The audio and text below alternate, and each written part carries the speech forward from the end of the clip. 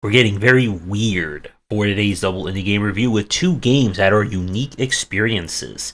First, the stop motion of Judero, and then the photosensitivity explosion of Extreme Evolution Drive to Divinity.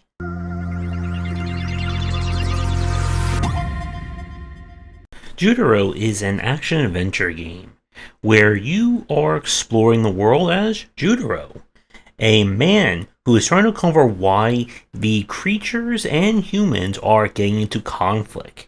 And he must explore this strange land, meet some very unusual people, and try to solve the mystery. Our gameplay will revolve around you beating up most of the enemies using Judero's staff.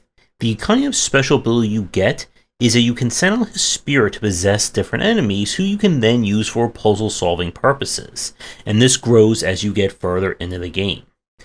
In terms of the actual combat and general play, it's definitely kept more on the basic side.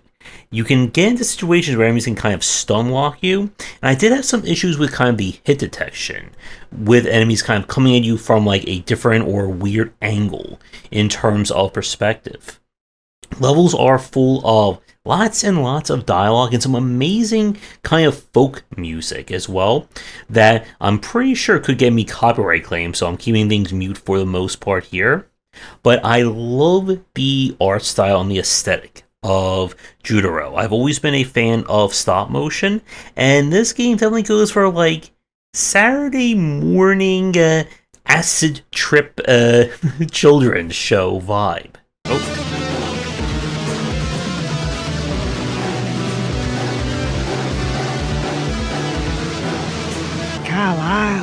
If I had any issues with Judero is that the gameplay was just okay. It started to feel a little bit padded out when we got to the third and fourth areas.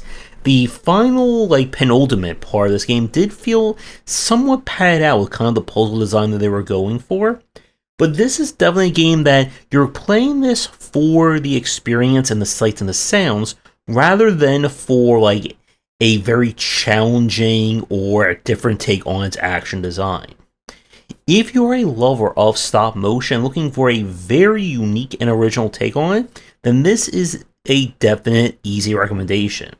But if you're looking for a game that's going to offer a bit more articulation to our kind of stop motion figure here, then this may not be a trip for you. And before we move on to Extreme Evolution, again, I want to stress this point. It is very kind of photosensitivity triggering. Lots of weird effects. It's going to probably cause some very crazy bitrate issues in terms of compression. So if you do have any kind of issues when it comes to flashing lights, strobing effects, or anything along those lines, then do not watch the following footage. We now get very trippy with Extreme Evolution. This is, going to be a little bit confusing. This is a 3D platformer where you are trying to evolve. And to do that, you must explore what appears to be different dimensions and perceptions of reality. You're looking for resources as well as different forms that will allow you to transform. The progression of Extreme Evolution is that in order to unlock more areas, you need different forms that will have different abilities. Some are very explicit, such as giving the power to fly or jump. Others may change the environment in some way, shape, or form. You see, your kind of money or currency in the upper right is your limit. You cannot access a form in a level that costs you more than what you have. And you need to explore all the levels you have access to in order to keep raising your kind of cost count.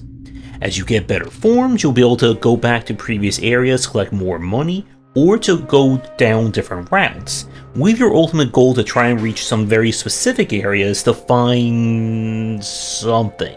Again, this is not the game if you're looking for a very clear and concise exploration of things. As you can tell by the footage, our aesthetic is, I guess could be described as WTF.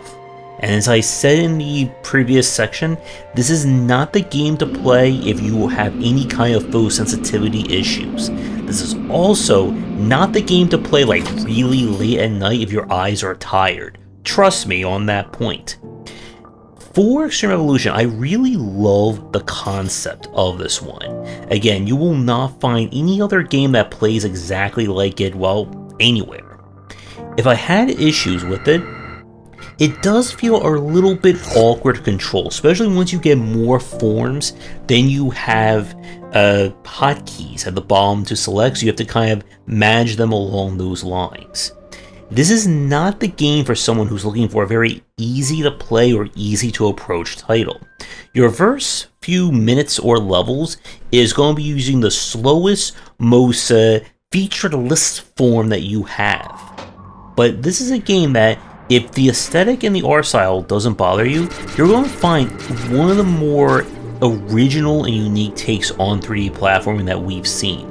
There is something special about this one, but you're going to have to roll, jump, ball, tire, egg your way to figure it out. So that's going to do it for this double review. Again, 2 games that if you're looking for very unusual experiences of 2024, you definitely need to play. These were both played using press keys I got from my IGF judging. If you let me look at your game for future stream, video, and whatnot, it does not have to be anywhere near as weird as these games, or it could be even weirder than them, then please reach out. Thanks for watching, and I will see you all in the next video. Thanks for watching, and a special thank you to our Patreon supporters. If you enjoyed the video, do the YouTubing stuff, be sure to visit our Discord and Patreon, and if you're interested in more in my thoughts on design, check out my game design books.